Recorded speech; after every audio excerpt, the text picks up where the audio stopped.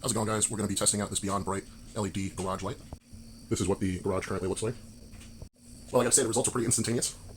Definitely a lot brighter. Now keep in mind there's a big fridge blocking the path of this light right here, but yeah. So today's project was going to be replacing an outlet for the fridge unit. We're going to change it out to the GFCI. We're also going to add a secondary outlet here so that the garage door opener could be added on. And we found quite a bit of extensive termite damage. The termites were climbing up here, and they stopped right about here.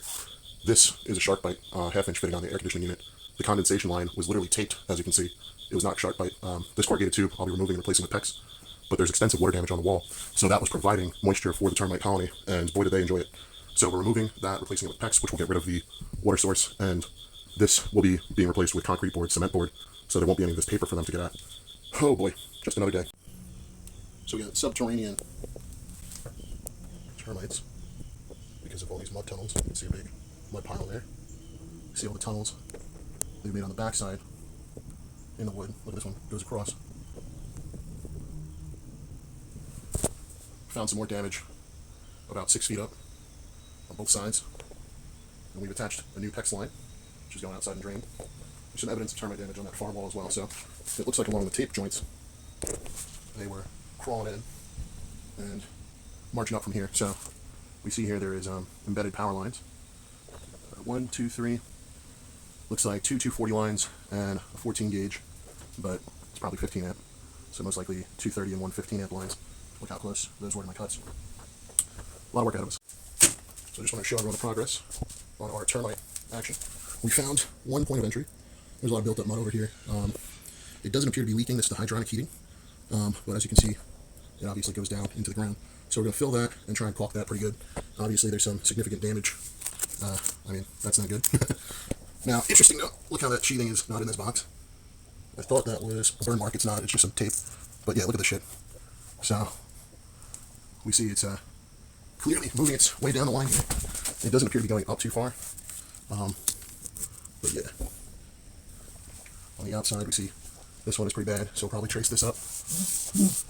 I don't feel anything on this side, but I can feel some mud on the inside track right here. There's a mud tube.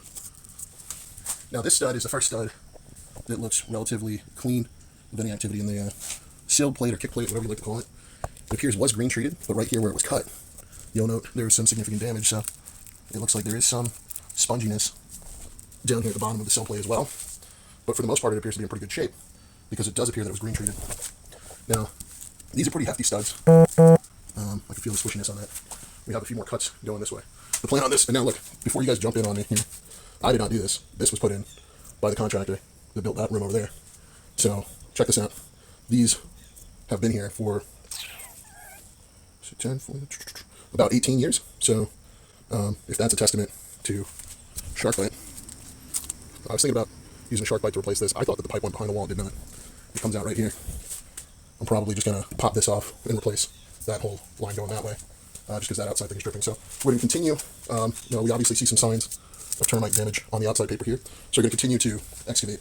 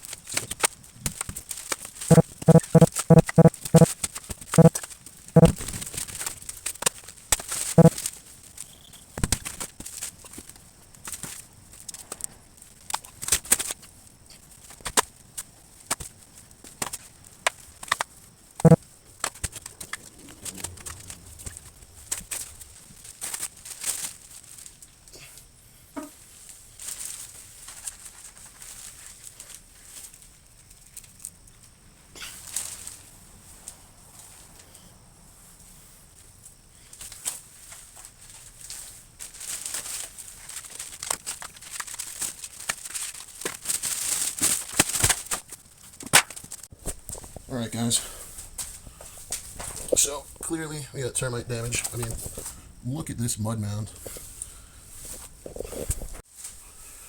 Alright guys, so clearly we have termite damage. We had mud mounds. But look at this. This is the sill plate here. and just look at all of that mud.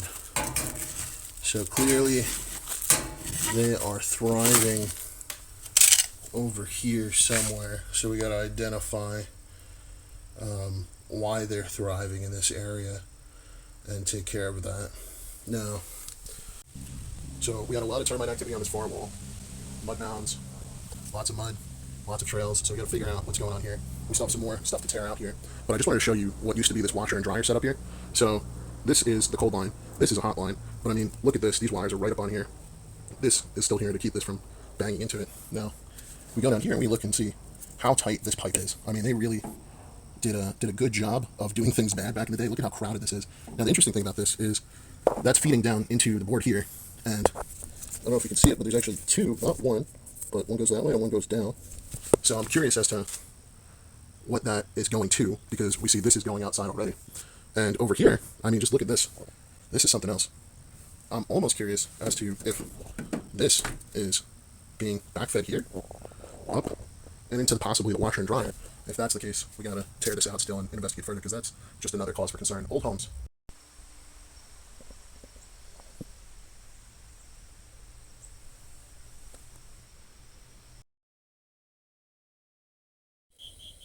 So we got everything cut back for the first 3 feet, going all the way here. We got some pressure-treated lumber.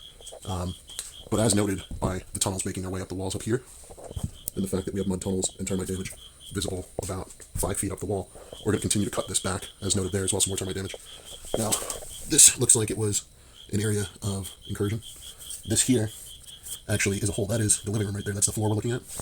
So definitely going to fill this void, because this is an area where pests can get into this space over here. So this is just a good area to fill. We're going to foam that up. But as we can see here, the sill where it's been cut, or the plate where it's been cut, whatever you guys call this, that's touching the foundation, obviously has some tunneling, and it's pretty bad at that. So we're going to cut back that a little bit and see how far that goes. Now, as far as over here, you see that there's some tunneling here. Possibly some incursion from this area here. Seem pretty aggressive. That's interesting. You can actually see an outlet over there. So this is a fox wall. Wow. Ain't that something? Learn something new every day. So that's inspiring, because that means that there is 2x4s going this way, and there's also 2x4s running that way. So this is the outside wall, but it appears that this room here actually is not possibly load bearing, which is good, because I can't see the other side of that wall at all. I assume that there's insulation over there, but there's no way to tell. But this is our sheathing, and then there is tar paper visible through that hole. This is punched through, so that's going to need to be filled. But yeah, we're definitely going to cut back at least this bottom sill plate, and you can see that there's a lot of mud action here. Now, on the outside here, there really is not much, seeing as this is all stone here. So we'll probably pressure wash that and get it as cleaned up as we can, and then inject some chemicals and whatnot in there, some termite shenanigans, and then seal that up. So there's some work to do. These old boards, they didn't really seem to enjoy them too much. These are pretty fucking solid. They definitely are treated with something, but they love the paper. I can't see if I can get some mud tunnel action going there. So, seeing as they love that paper, but they don't seem to love whatever this wood is treated with, I would say, a little indigestion there. Definitely gonna rock this. We're gonna rock all this, and then gonna add some concrete wonderboard to it. So there's nothing that they'll enjoy about that wonderboard. While we're digging in here, I really hate how this electric cable's been run along the side of this here, kind of just hanging over. So we might bury this cable while we have it open. And this line here, and this switch, I have no idea what it goes to, but I do know that it is live. So if it's not going anywhere, I'm going to trace it back. Might as well add an outlet over here or something useful. So if anything, we discovered that we have just a line that is running all the way here and terminating without being used at all. So probably use that line in the future for some low stuff. Yeah, basically, next time you see this, this is going to be torn up all the way from there over.